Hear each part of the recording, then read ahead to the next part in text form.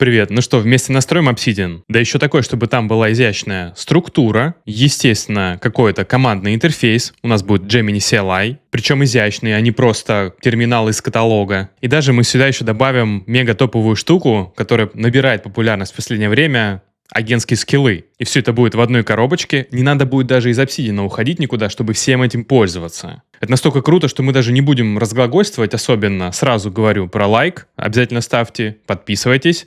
Ну и оставляйте какой-то коммент. Все как обычно. Давайте уже делать. Открываем Obsidian, нажимаем «Создать новое хранилище», даем ему имя, пускай будет тест CLI, и указываем, где оно будет лежать. Ну, пускай прямо здесь и лежит. Создаем, и вот наш Obsidian. Сразу удаляем эту ненужную заметку. И прямо сходу ставим несколько плагинов. Первый плагин просто Crucial, без него у нас ничего не получится. Идем в комьюнити плагины, включаем их, нажимаем поиск и ищем плагин, который называется терминал. Нажимаем «Установить», нажимаем «Заэнейблить», ищем еще один плагин, называется «Календарь». Вот у нас календарь. Устанавливаем, нажимаем «Заэнейблить». Плагины все есть. Теперь у нас слева появилась прекрасная кнопочка, которая называется «Открыть терминал». Нажимаем эту кнопочку и здесь выбираем «Integrated». Прекрасно, вот наш терминал уже открылся. Причем открылся, естественно, прямо в нашей папочке. Вы запускаете свой CLI, возможно, у вас Cloud-код, у меня вот Gemini, но я его хочу запустить специальным образом. Я иду на сайт Gemini CLI, забираю вот эту команду, возвращаюсь себе в Obsidian, пишу npm install Google Gemini CLI, только дописываю такое: собака,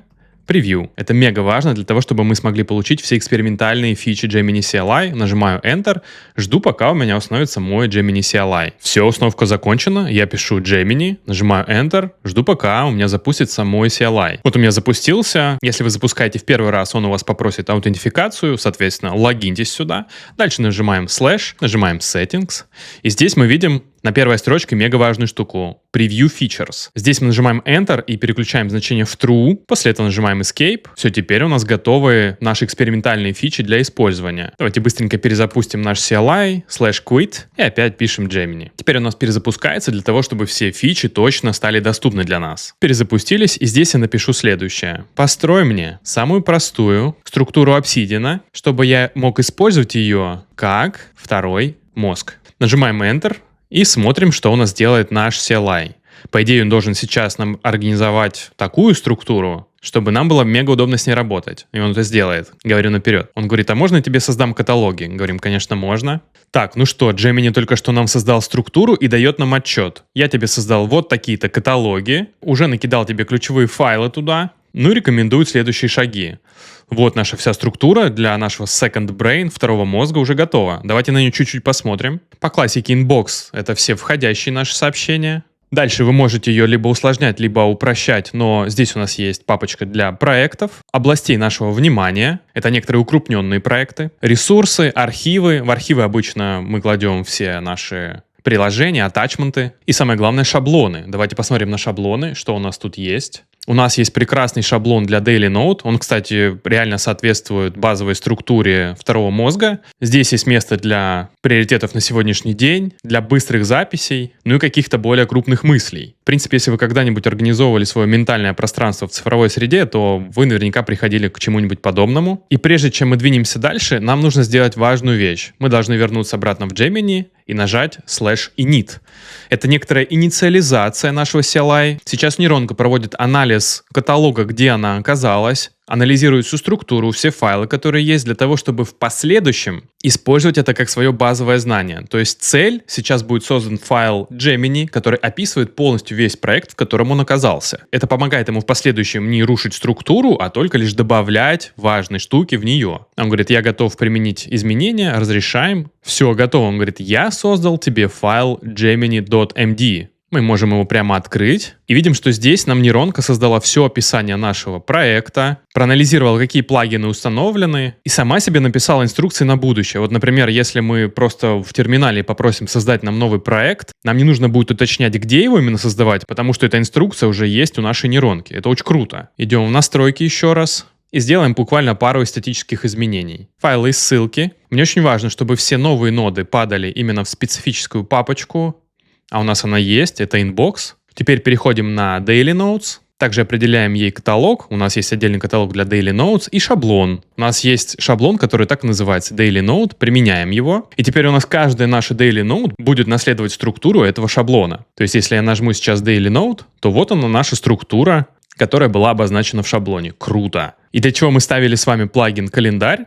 Теперь у нас тут есть еще календарь, который визуально нам показывает, где у нас были наши daily notes, ежедневные заметки, и мы можем по ним быстро навигироваться. Это очень удобно. Друзья, вся базовая структура уже готова. Мы уже можем полноценно пользоваться этим хранилищем наших знаний. Но есть еще одна тема, которую я не могу не упомянуть. Это скиллы агента. Это термин, который родился, естественно, в антропике. Там много чего прикольного рождается в последнее время. Скиллы — это мега крутейшая вещь, которая в зависимости от кейсов, в который попадает ваша нейронка, добавляет ему те или иные инструкции. Причем нейронка сама может решать, воспользоваться скиллом, либо не воспользоваться. У скилла есть простейшая структура, у него всегда должно быть имя и некоторый description, чтобы нейронка понимала, когда его вызывать. И в простейшем виде у него есть инструкции, то есть чему должна следовать нейронка, когда вызывает этот скилл. Тут бывают еще дополнительные ресурсы и много других приколюх. Можно самим почитать, разобраться. Кстати, все ресурсы, которые мы сейчас проходим и читаем, я прикреплю в свою бесплатную телеграм-группу, ссылка на нее в описании будет. А когда мы что-то серьезное, такое брутальное разбираем, я это кладу в свою про-группу, ссылка на нее тоже есть в описании. Заскакивайте в нее, если хотите развиваться в искусственном интеллекте и автоматизациях.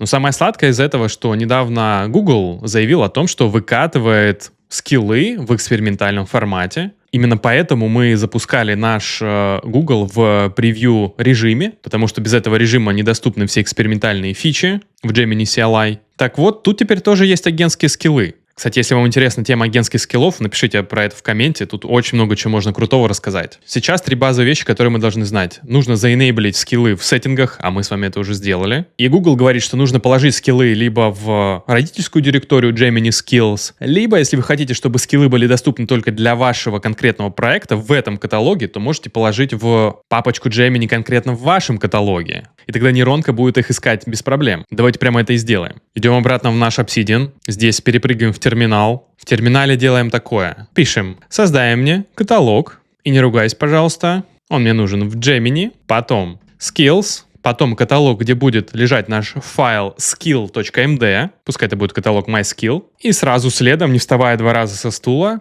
создаем тот самый файл skill.md. Нажимаем Enter. Давайте пойдем посмотрим. Да, вот Gemini появился. Тут skills, тут myskill и внутри файл skill.md.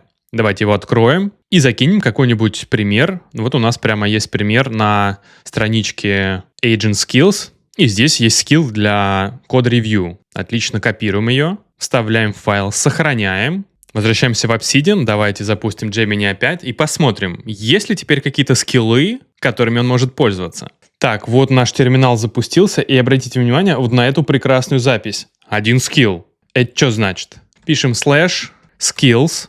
Дальше он говорит, есть лист скиллов, можно задизейблить, заэнейблить скилл. Давайте нажмем лист, Enter. И смотрите-ка, теперь у нас есть скилл Code Reviewer. Экспертиза в Code Review для security и перформанса. Это равно то, что написано в нашем skill.md. Теперь, если я ему скажу, используй скилл Code Review и отсмотри все файлы в этой папке и нажму Enter, то будет происходить магия.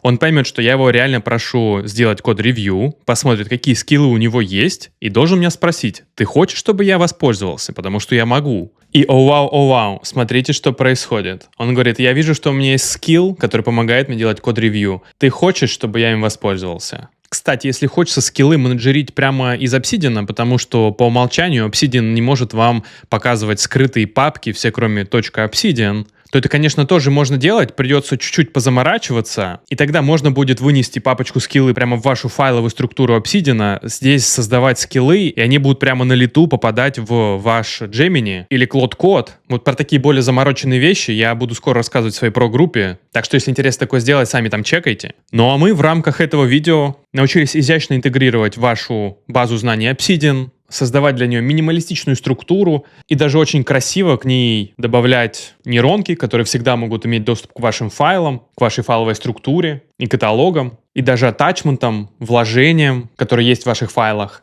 Но на этом мы будем завершать видео. Лайк, подписка, коммент с вас внизу и до следующих встреч.